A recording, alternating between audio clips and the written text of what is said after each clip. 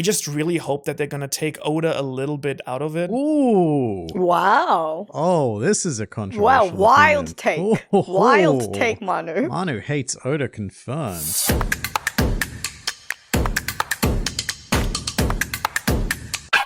Nice, everyone. I'm very glad I remembered that he was going to say clap this time. How did you know that? I didn't even know I was going to say clap. You're too predictable, Liam. Your future sight, off the charts. Yeah, it is off the charts, dude.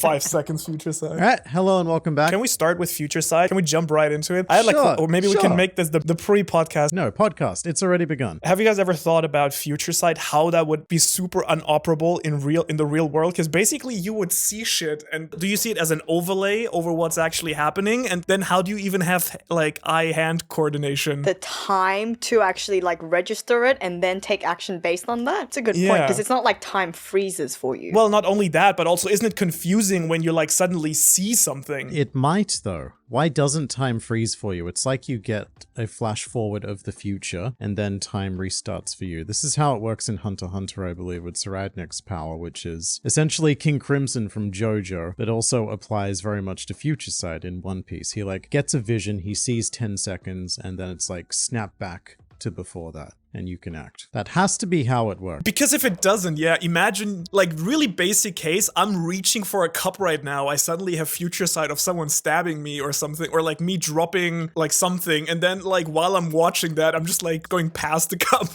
and then just knocking it over or something. I think that's how it was with Shanks, because he's the only one we've really seen use future sight properly, and we got like panels of what he was seeing, and I don't think it was happening at the same time. It was like Shanks sees future, Shanks Takes destroys Eustace Kid. Again, I mean, if it actually freezes time, that's kind of crazy, but again, as you said, that's probably the only way it's feasible. It's not so much that it freezes time, it's more like the information travels to the person with future sight so quickly that it like gives that perception. Or maybe it's like just a sense of what's happening and you still like see what's happening in the actual moment right now. It's more like kind of like a slight overlay or something of something maybe. I don't know. It's kind of like when you have your eyes open, you can still imagine something in your head, right? I do have that power. Anyway, sorry, back to the live, like to the intro. It's a fascinating discussion. It's not something I've ever thought too deeply about. Hey, you know what? Screw it. Welcome back to the One Piece live action podcast. We're going to talk about easier things now. We have more thoughts about things. So I guess this is officially our first 2-part podcast, because we ended on a very sudden note last time with a to be continued. Also, Sophie with a fresh new pink background. Yep, loving it.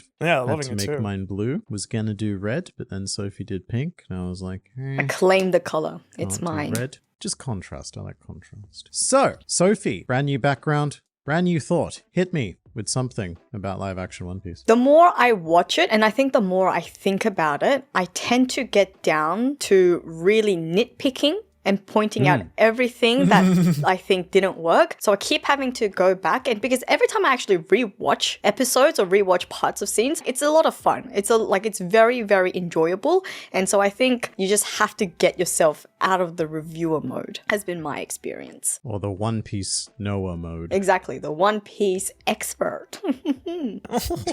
I don't think any of us claim that. The more people in my immediate surroundings that have had nothing to do with One Piece before and have given it a try, I've heard nothing but praise. Which is like, again, because I feel the same way as you, Sophie. I've been, and like right from the start, I've been in very critical, over-analyzing mode, and still enjoyed it, as we discussed last week. But it always takes me aback, I guess, how much people just enjoy it who didn't have like a prior concept of One Piece. How dare they? How dare they, indeed? How dare they enjoy media without analyzing it, without knowing the source material? Without over-analyzing everything. This is not what media was made for. I've very much encountered the same impression, because I've been going out of my way to listen to a lot of reviews from people who have nothing to do with One Piece, and the general impression seems to be, yeah, it's pretty good, which is great. Something that I found really interesting is I told you guys last week that I did invite some of my friends to come watch the live action and to record their reaction. 2 of them who had never really been exposed to any sort of manga or anime before, they were very much fans of the live action and wanted to continue watching the live action. But it didn't seem very likely that they would convert to watching the rest of the anime.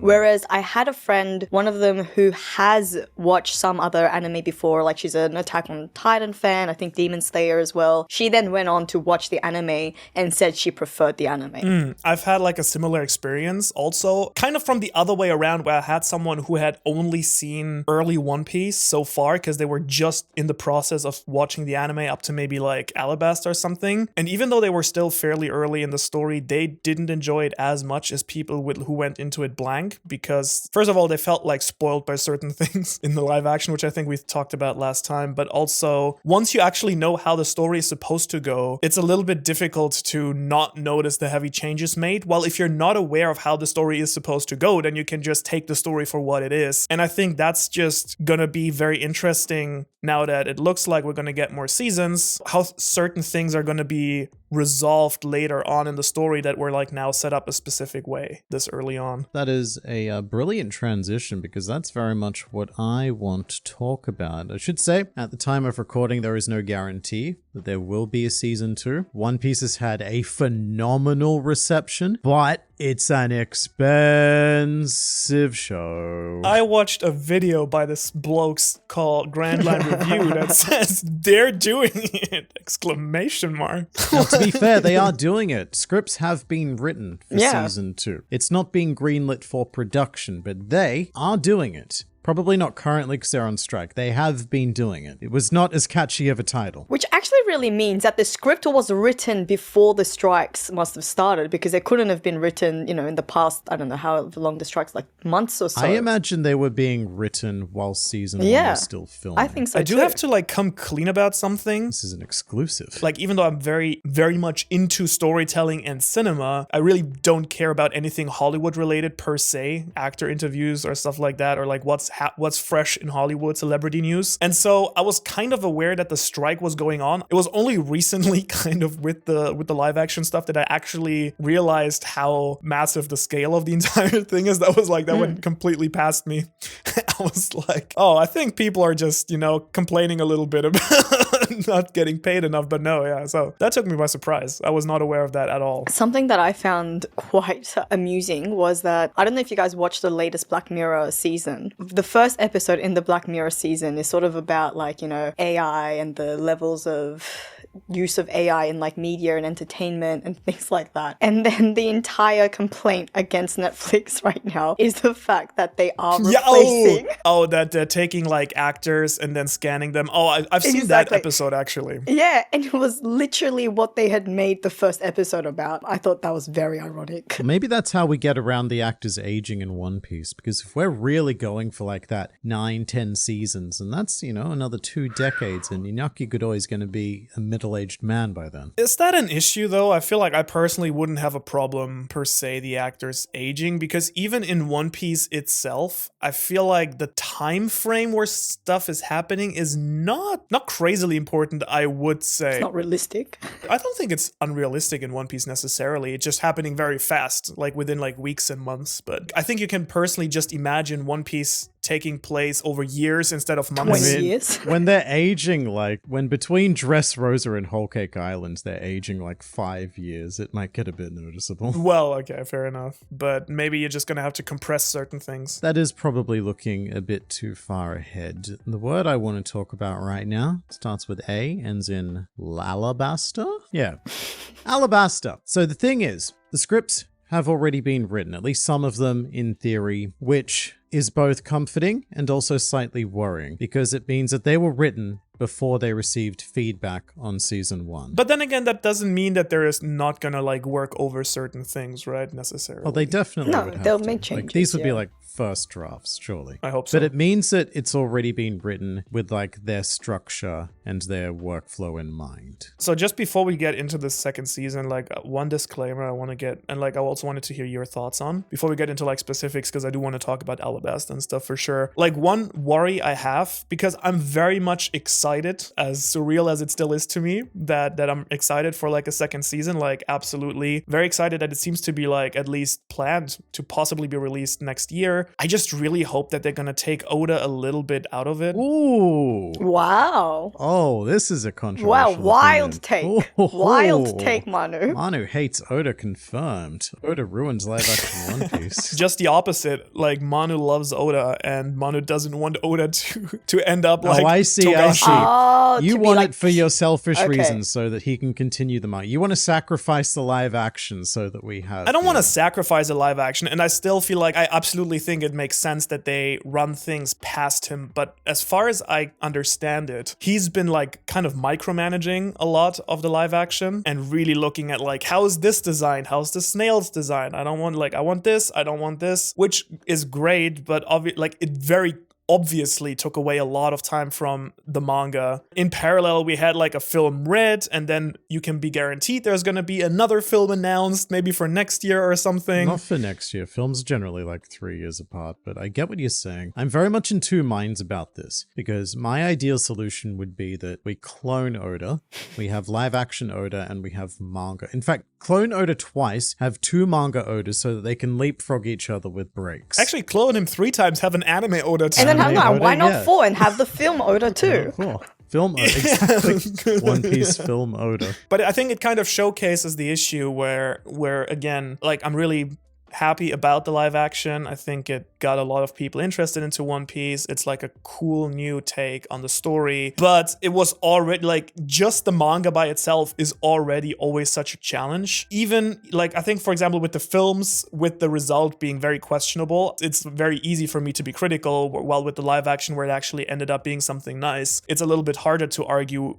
against it. But it just always feels a little bit like Oda's being milked very hard. Oh, he is. What an image. That man is being sucked dry by every media thing that touches One Piece. I think people, really know how to like push his buttons, where they're like, we're gonna make this about your story. And then he's like, I guess, but if you're making it, I kind of want to make sure you don't mess it up, Right, please. yeah. I think Oda's a bit more generous than that. I think that even though he is being worked probably quite literally to death, this is his passion. He wants It to is. see it. It Yeah. He doesn't want to go, oh, don't fuck it up here. Let me just put that there. It's more like, all right, guys, I'm excited. How are we going to do this? How are we going to deliver? I think that intention is important. That's even more worrisome, that he goes like 100% Oh, on yeah. everything, right? Go big or go home. Or go to the hospital like this. Or go to the hospital. Get some eye surgery. Hope you're doing better, Oda. Yeah. Yeah, same. I would be terrified if Oda was not at the very least as involved in season 2 as he was in season 1, because I think would too. he is the element that stopped it from being a disaster. Don't get me wrong, I completely agree with you. It's kind of like a double-edged sword in a It is. in a No, I certain agree way, with you, right? because you're increasing the quality of this one piece, but then you're decreasing the frequency of that one piece, and it's like, oh. And also, it's not only the frequency, but maybe also the quality of the manga, right? Yet to be seen. Yet to be seen on. Yeah, I haven't noticed any drop in quality in the manga. And I actually have to say that apart from the fact that I worry about his health, and I do think that he is overworked, which I don't think would necessarily stop because he just stopped working on the live action or the films, because I think that would just mean that,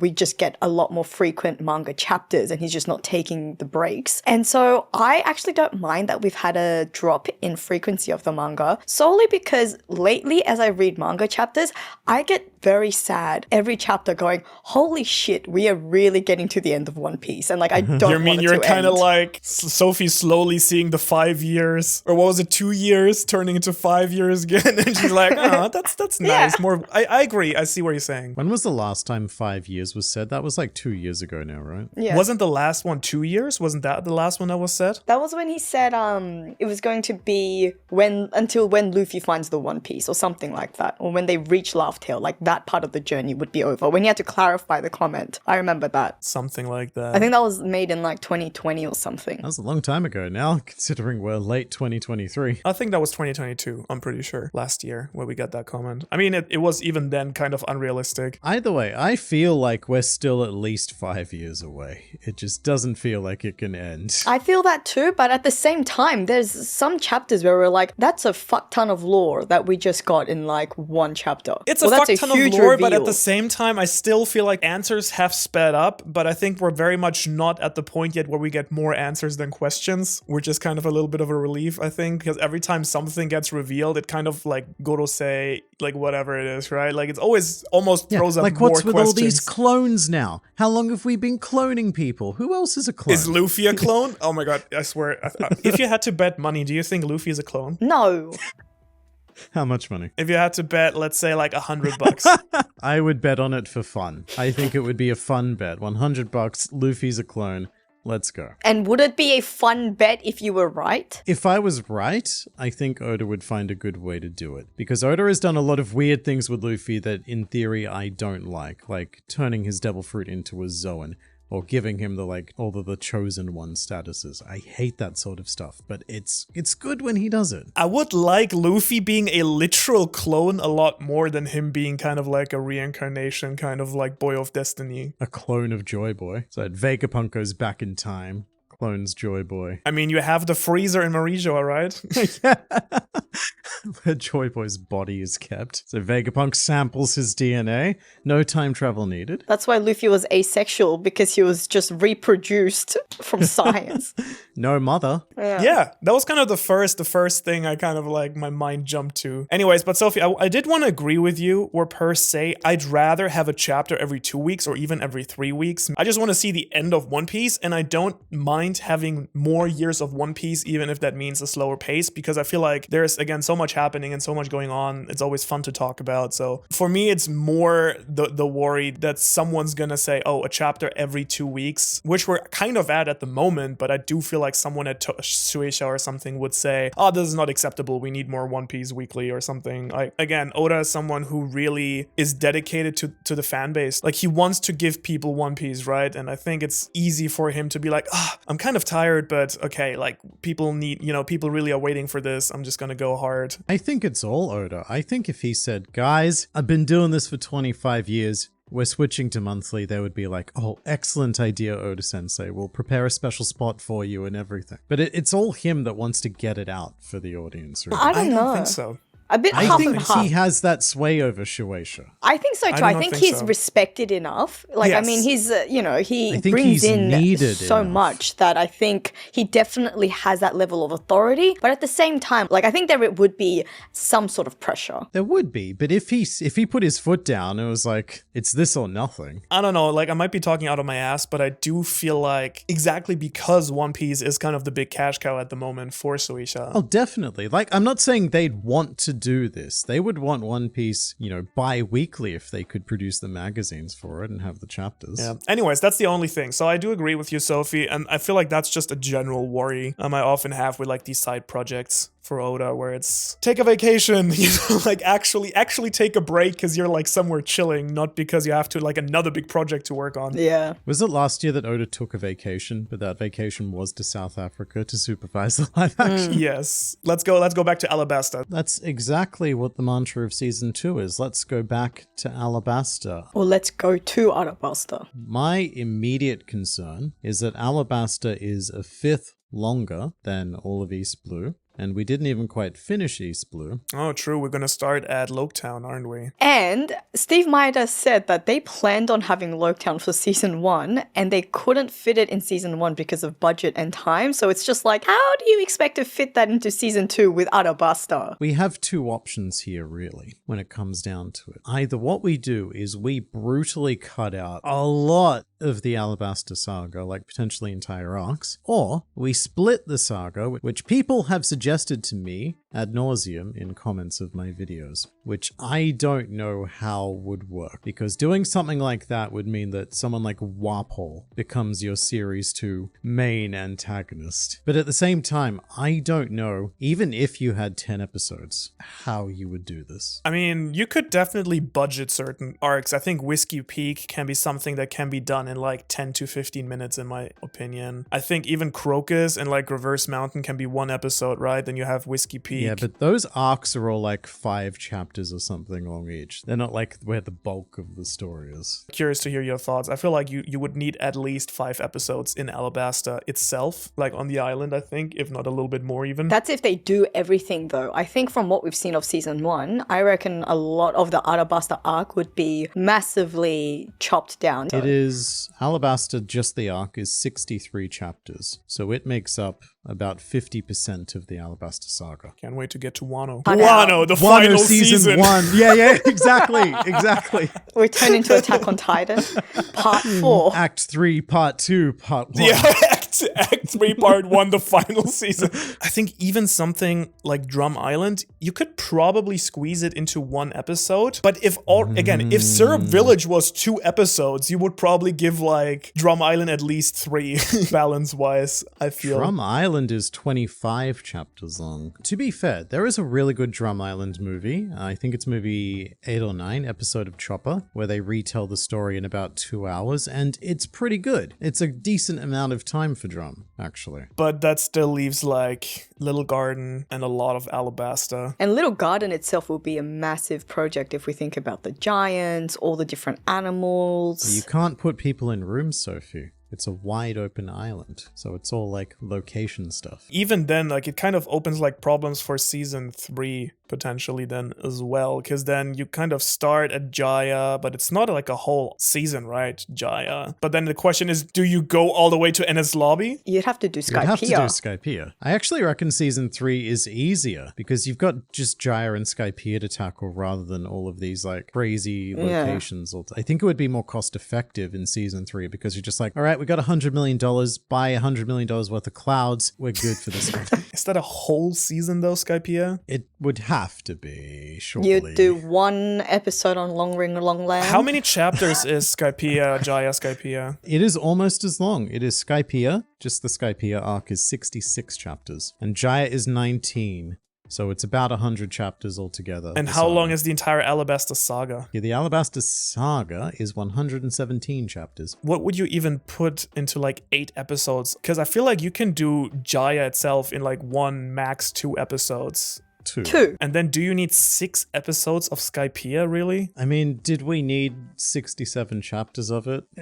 I mean, arguably no. I think there is a lot more in Skypiea than people remember because they often stop paying attention, which is a big problem actually for adapting it, and one that would be very interesting to see solved. But 6 episodes is like enough room for, well, to actually do a long One Piece arc. You can definitely go into a lot of detail if you do it. Like my intuition, and again, this might be too ambitious, would have been to go like 10 episodes and then you have 1 or 2 episodes Jaya, 3 or 4 episodes, or like 3 episodes maybe Skypiea, and then you have like the first half of the season be kind of Skypiea. 3. And then the second episode.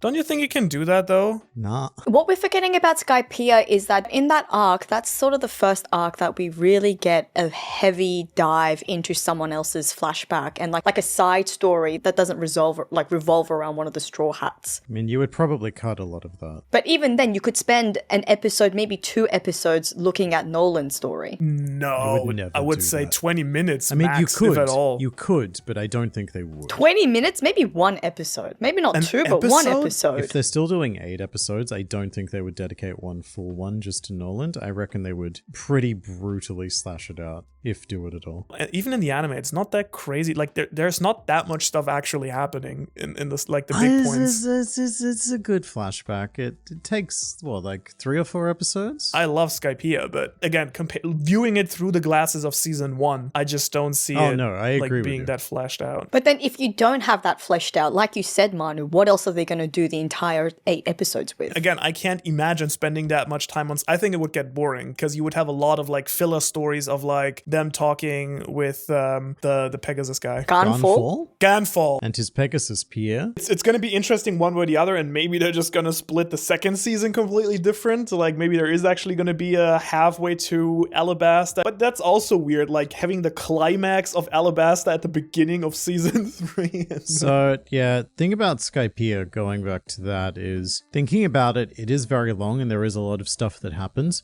but most of the stuff that happens is fighting. And from what we know of season 1, they tend to want to cut as much of the fighting as possible. Yeah, keep it as short. Maybe it can be quite a short arc. Yeah, and also I would argue that for me, kind of bundling everything from Jaya to Enna's Lobby into like 1, 10, 11, 12 episodes, Super Season 3, doesn't it make it more natural also story-wise though? Because then Thriller Bark is kind of that, you know, reverse mountain kind of thing of the East Blue, if you want to say, like a kickoff to kind of where like things start off super fun and those strats are so strong and then it's kind of like goes down from there. Manu, the Water 7 saga you're talking about is 139 chapters long. So you're talking now about a 10 to 12 episode season that covers about 250 chapters from Jaya to Enies Lobby. What you said about how it feeling more natural, I feel like it would sort of be a disservice to Enel, who up to that point had been like, he was a god that no one could defeat, and it was just purely because of the fact that Luffy is his natural enemy, and like Luffy was the only one who could have beaten him at that point. I think having him at the middle of a season, I don't think that would make him feel as big of a threat. Yeah, don't disagree with you there, Sophie, but like again, I love Skypiea in the manga and in the anime. I do like Jaya as well. Again, just coming from the live action, I just don't see what's supposed to happen in like an full season on that. What about 6 episode? Have it a short season 3, because there's no rule that, you know, they need to keep this 8 episode structure. So rather elongate season 2 to like 10, maybe 11 episodes for Arabasta. Keep season 3 short and snappy, like 6 episodes, and then probably back to like 8 to 10 for Enies Lobby. I actually liked it a lot. I could actually eat, like, I would rather have a 5 episode season every year than like a 8 to 10 episode season that's kind of weirdly paced every 2 years. I mean, I don't disagree. I think that's a good idea, per se. Here's my idea, right? I think I might have spoken to you about this, Sophie, but like, it just,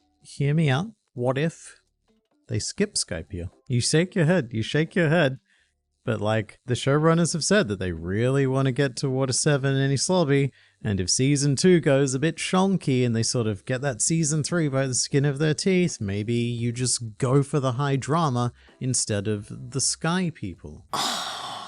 The pain on your face. I will say I'm suffering a little bit at that thought as well. I mean, I don't relish the thought, but I can absolutely see it happening. It's actually sacrilegious. To cut the religious arc, yes. If I was trying to argue for your position there, Liam, I think per se, when you get to Skypiea in the story without knowing anything else, it feels like an arc that in theory you could cut out. It does a lot of long-term seeding, but if we've got it in mind that we're probably not going to get to the long term, do you then decide it's not worth planting these plants that we're not going to harvest? But then I'd rather have a super summarized version of Jaya with the key scenes that do the planting. Keep Jaya. Or like, sorry, Skypiea even. Like, I'd rather have like a super cut of it with like the most, like the highlights.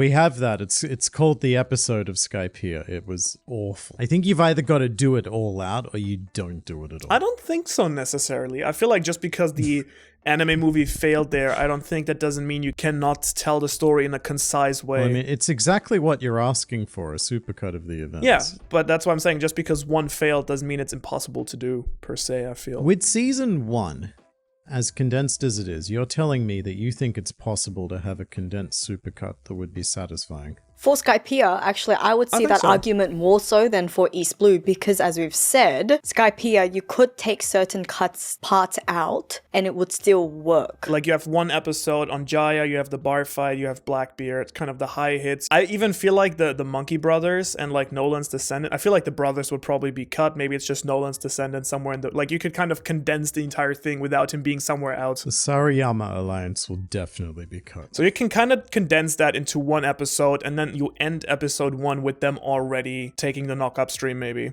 into the sky, right? And then I feel like from there you can kind of compress the entire like Calgara thing a little bit, I think. Again, the Nolan one, I also feel like you can't handle that in like half an episode, if not even less. I think it's wildly ambitious to think that they're going to do the Nolan flashback beyond like just some like 3 key scenes of Nolan. Or you could even like not have that do like kind of like how they did it in the Harry Potter movie, where it's like they tell the story of death and it's just kind of like someone kind of voice overs it and then you kind of have like a little like animated like on the map or something, or kind of like the book that they had in the first season. It's just kind of like a short condensed version of that. I don't know. I just can't see them investing time and money into that particular flashback, or at least not much of it. Or maybe it's just going to be like something that's going to be talked about by characters. Can't you like just talk about, oh, like there was once this man Nolan, like he was like Kalgar or something? You can give some exposition to that. No, it's a what? It's a 6 or 7 chapter flashback, and all of the Straw Hat flashbacks are like what, 2 at most? The East Blue, I should say. The later Straw Hats have much longer ones. I only feel like the biggest argument against what you're saying, Liam, is that so many Easter eggs about Jaya into like the first season. They've already seeded it. Exactly. They've already done it, so it's there. And you can bring it back. Oh, there's a Nolan. That's fun. Let's move on to the serious stuff. But also, part of the whole fight with Bellamy was the fact that, you know, Luffy was believing in this Sky Island. So if you cut out this Sky Island out, then what's the fight going to be? You change it. Like they changed everything else in season 1. Like, it would have been sacrilegious to say you cut out Don Krieg, like, before we saw it, because you go, oh, but then there's Gin, and you don't see Sanji's motivation, and blah, da, da, da, da. They did it. They cut it. They changed it. They can do anything. Yeah. Sophie, never seen Sophie so sad before. I don't know. I'm abstaining from this conversation because I don't know how to make this work. I'm not saying that I relish in this. I'm saying that it is highly likely. And we need to prepare ourselves as the arcs get bigger. They're cutting things right now from small arcs, from manageable arcs.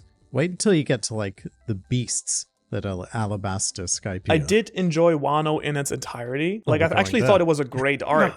But even Wano, I could see you can make a season cut of Wano with like 8 or 10 episodes, in my opinion, too, with all the stuff that happens there. I feel like a lot of running in the castle, a lot of like these small skirmishes, like I feel like a lot of like these subplots that happen in Act 2 or something. Again, what you say, like, yeah, as a manga reader, like a lot of nuance and little details and little connections and little hints get lost. But again, if you can cut out Don Krieg, you can cut out the entire Yasuie thing. You can cut out the sumo fight stuff, whatever it is. Yeah, sorry, I just had a Sophie moment of pain when you suggested cutting Yasu. Or making it very short, right? I get you, yeah. But it cut out a lot of Zoro's like side arc, and I think the one thing they're never going to cut on is Zoro being cool. Maybe they're just going to put Zoro in another well. But given that he doesn't really have a conclusion in Wano, I could see them cutting down on him. But the difference is, though, Wano is just one arc, and what we're discussing now is what are they going to do with entire sagas? Yes. You know, like Arabasta, it's not just how they're going to cut down the Arabasta arc. It's like, what are they going to do about all the little arcs that build up to Arabasta? Yeah, it's a really tricky one. Again, I think season 2 is much more difficult than thinking of Skypiea because there are just so many different locations with different wild needs, like dinosaurs and giants and snow and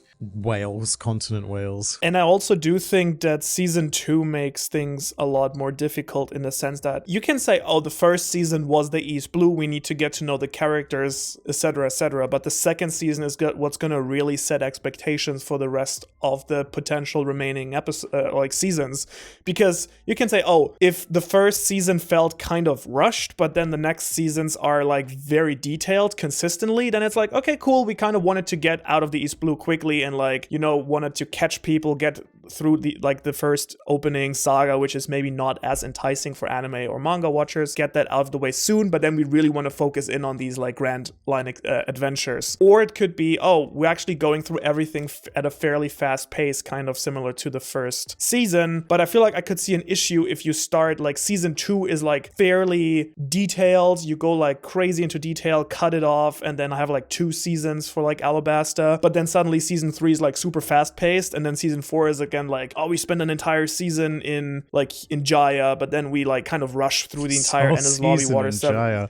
That would be amazing. It's like a soap opera just on the streets of Jaya. Starring what's his name? The owner of the Tropical Hotel, Spencer. Oh yeah, the bar. Yeah. But you know what I mean? Like, I feel like the pace they set with the second season is going to dictate a lot of the expectations fans are going to have for the upcoming like potential seasons 3, 4, 5X. It is make or break, I think. Yeah, definitely, because it depends on how well season 2 does, whether future seasons would even be renewed. Like, I think the wording that they used was that they're looking at the long term, and because of just the sheer hype around season 1, I think it like makes people sort of go like, okay, we're gonna plan out like what season 3 is gonna look like, what season 4 is gonna look like, how we're gonna get to Enies Lobby, potentially even the Marineford War arc. But then I feel like depending on how season 2 is handled, that's when people are really going to say, okay, season 1 was fun. Season 2, I watched it to see how they continued it. Season 3, I'm not even going to bother. Because there's a lot of people who are saying that about season 2 now. That is the classic Netflix trend. Call that the Mandalorian curve. And again, now after like being on the positive wave of season 1, I do want to see it succeed. I feel you do need to like increase the budget quite significantly because again, and that being said, I like the effects. I think the CGI was like a lot better than I expected, but going into the Grand Line where like either you're going to make the Grand Line a lot more boring than it actually is in the manga, taking away a lot of the fun, or you're going to have to spend way more money on effects and CGI and etc. I hear ya. But it's already the second most expensive show in Netflix history. But also one of the most successful one. It was definitely incredibly successful on the premiere weekend, but it depends if it continues to get that snowball effect like your Stranger Things and your Wednesdays did. True. But then again, like going into a season 2 and into the Grand Line with not enough budget. Oh yeah, no, it wouldn't work out well. Oh no, not at all. I keep forgetting that we're still actually in the East Blue. We have to do like the entire Smoker thing, first of all. Well, that's the thing. We have Smoker. to pick up Logtown as well. Yeah. Then we need a giant whale. Literal giants. You need an entire like CGI and or puppet main character. And then we've got all of the Baroque works, all of the Devil Fruit users. Yep, almost all of them. To be fair, particles and stuff are really good at this point with CGI, but still, like sand, not we were the talking most. about Yes, this. sand. Spider-Man, Far From Home, I think proves that we still haven't quite nailed sand. I mean, it looked better, but looked a little bit off, I would agree. It's so much money when I think about East Blue with 2 Devil Fruit users. For all intents and purposes, there were really only 2 magical powers that we needed to do. Whereas, once you hit the Grand Line, everyone's a Devil Fruit user. I completely forgot that Alvida didn't even get her fruit. Her power is not difficult, just oil her up. And I also don't think not having her power is as detrimental to the story. Whereas all the other Devil Fruit users, we're thinking about Logia users now as well. And I think Logia users is really where it's going to get difficult. Like having to show people like go through their body. Also Zoan users as well, having to show those transformations. Because you've got people like Dalton, so you've got to create like CGI bison men, like Hulk style. And it even looks a little bit awkward in the anime, so making it actually work in real is going to be interesting. This is going on a different tangent, but I will say that having season 2 and potentially, having all of Arabasta in season 2, something that I think will please the fans is that Pell will almost certainly die in this rendition of One Piece. Absolutely. I hope so. If Mary is any indicator. I will like rage if Pell doesn't die by like blood. Like, it's gonna be an explosion and then some blood and feathers splashing against the camera effect. Poof.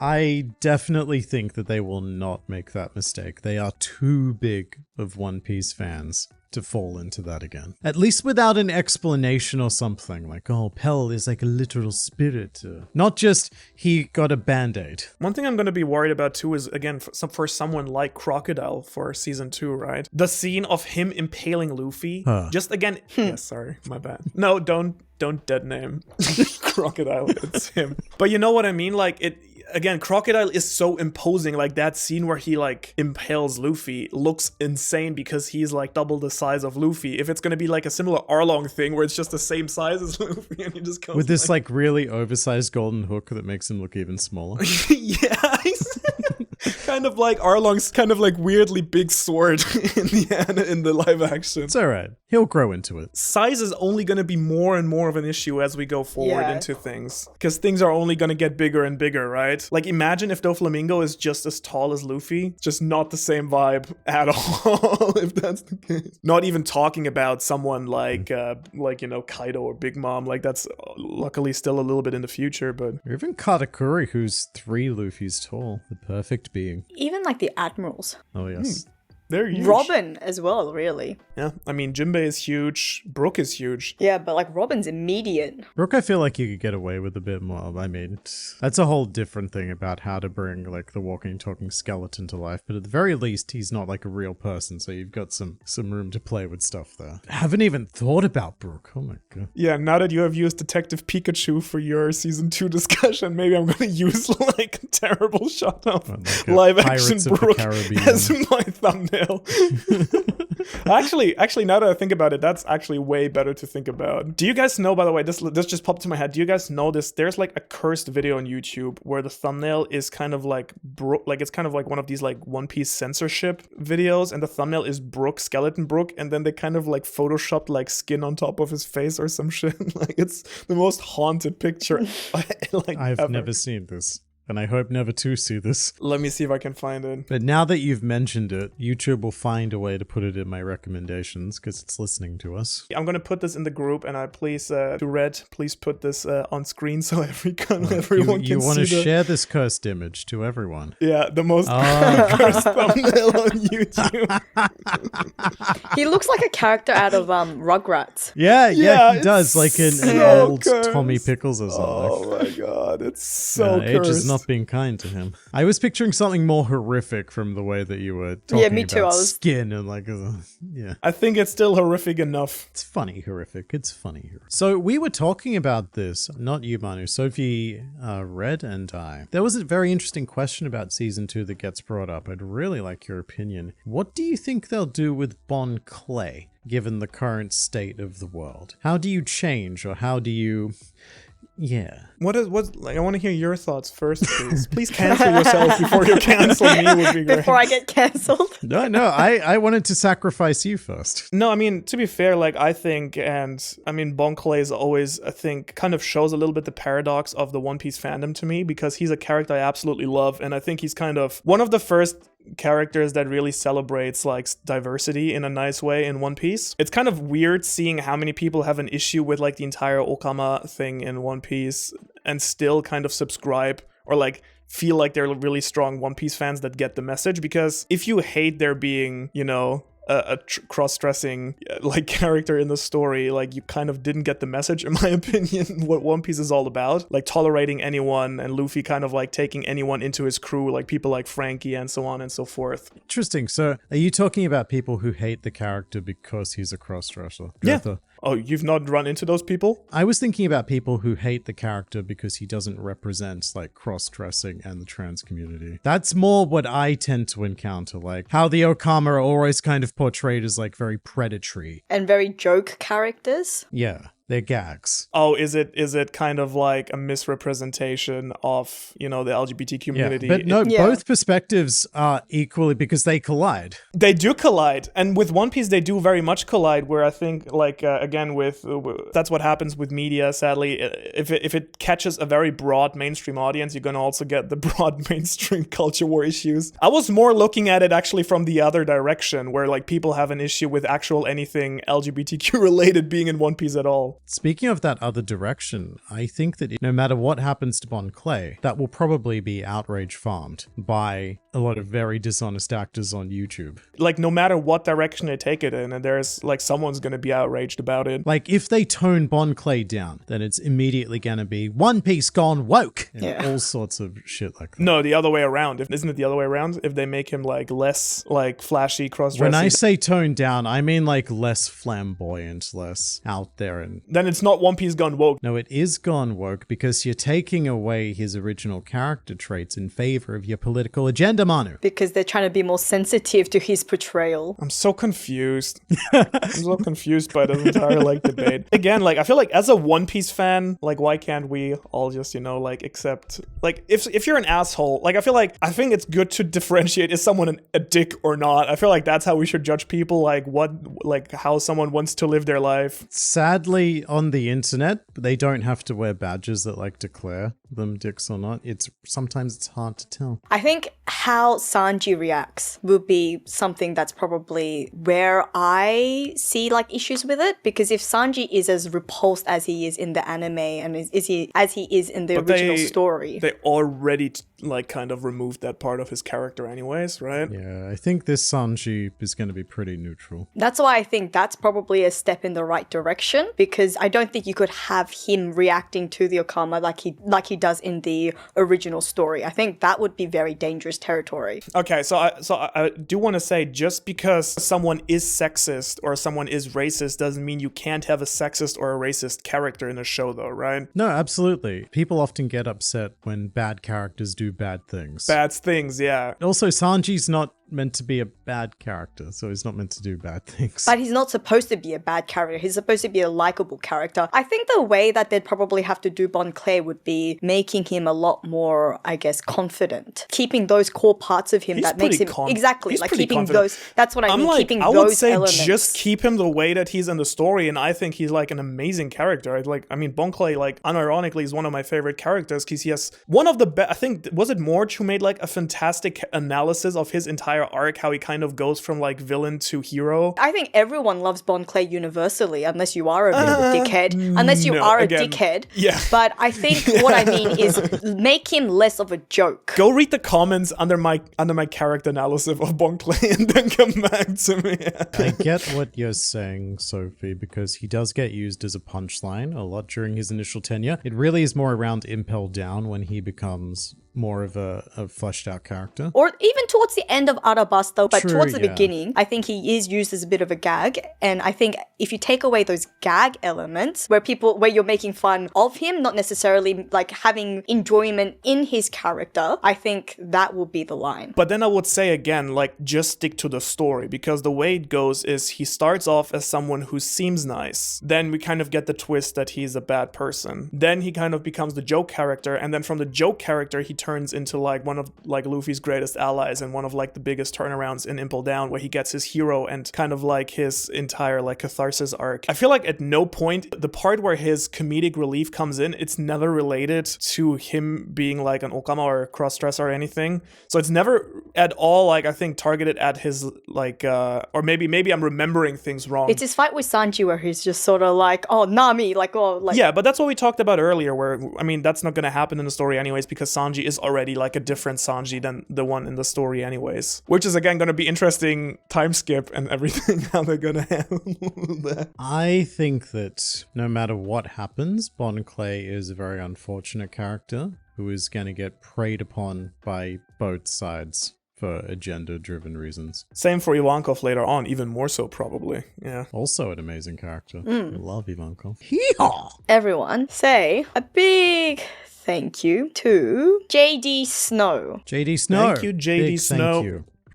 Like JD Legend, you are a legend, JD Snow. But JD Legend is not a legend because he's not a member. So who's the true JD Legend here? Yeah, you were the real JD You're Legend. the real JD Legend. And JD Legend will have to become a member to become JD Legend. That's true. You'll have to fight on JD that. Legend I Square. look forward to it. Anyway, thank you both for another fun, rousing discussion of fictional pirates, real or not. Indeed. I don't know what Indeed. we're doing next week. It'll be something, I'm sure. And maybe it'll be in order chronologically, or it might not. Who knows? We Who promise knows? absolutely nothing. But fun. But fun. Nothing but fun. And awkward goodbyes. Goodbye. Goodbye.